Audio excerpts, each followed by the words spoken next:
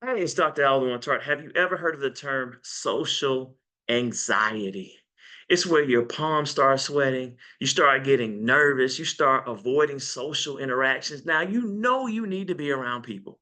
You know you are lonely. You know you need friends. You know you need relationship, but just the idea of being around people makes you socially anxious. If that's you, don't feel bad. A record number 15 million Americans are dealing with social anxiety. This is happening all across the world because of our cell phones, all right? And just due to anxiety in general. If that's you, I want to give you a 5-step process for how we as psychologists use something called cognitive behavioral therapy to help people to get over social anxiety. I know you hear in Philippians 4, verses 6 through 7, basically be anxious about nothing.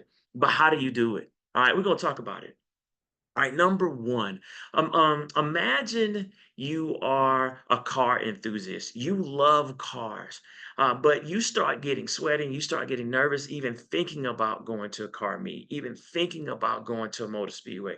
You even get nervous thinking about doing things that you know would bring you joy. The first thing I want you to identify is the negative thought. That's the first step. Identify the negative thought. And it might be, people are going to think I'm weird. People are not going to talk to me. When I say something, they're gonna look at me like I'm crazy or I'm lame or I'm out of place, and I'm gonna feel worse going than I would at home. And so then what do? You avoid. All right. So the first thing you want to do is identify the negative thoughts so that you can gain control over it. And then number two, let's challenge the thought.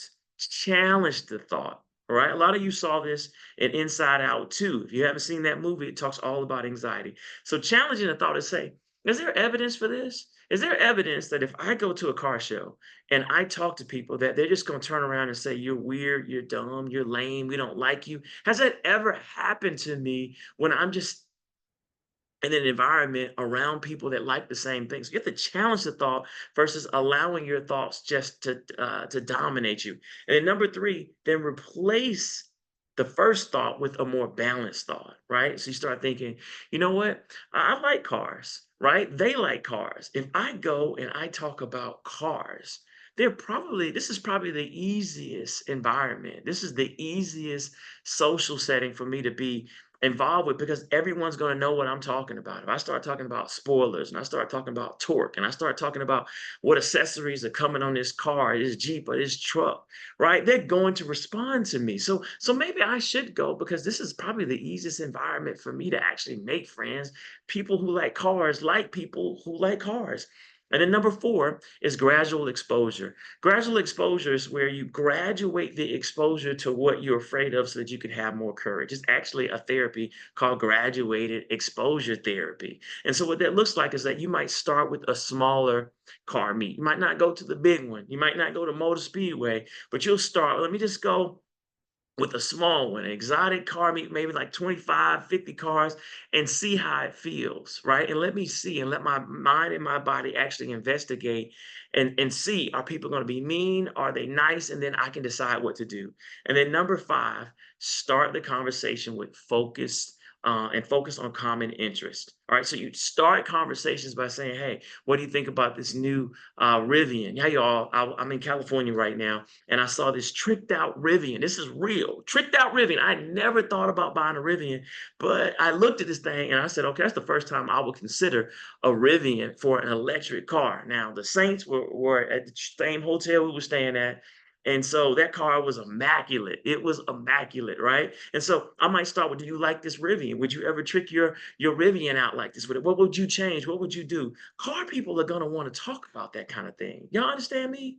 All right. So when we start talking about social anxiety, you have the 5 steps. So apply this to whatever your social anxiety. And again, here are the 5 steps. One, identify the negative thought. Two, challenge that thought to see if it's even based in reality, or is it just anxiety, just like in Inside Out 2? Was it just out of control for no apparent reason?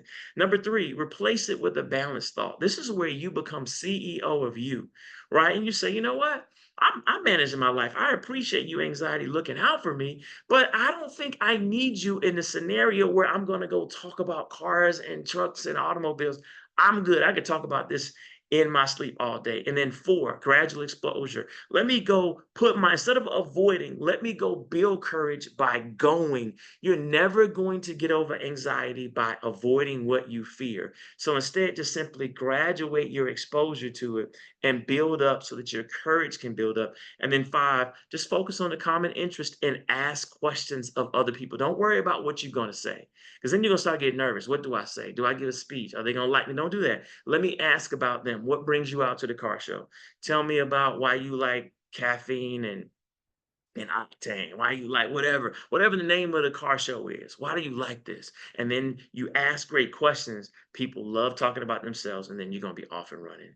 And that's how you apply Philippians 4, verse 6 through 7 to your life. I'm going to read it. It says, do not be anxious about anything, but in every situation, by prayer, petition, and with thanksgiving, present your requests to God, and the peace of God, which transcends all understanding, will guard your hearts and your minds in Jesus Christ. And that's why I'm a faith-based psychologist, telling you what to do with your mind so that you can truly be anxious about nothing, especially when it comes to social anxiety. So I hope this helps. Y'all want to book me for speaking, or you want more information, just simply send me an email, drtart@drtart.com. Take care.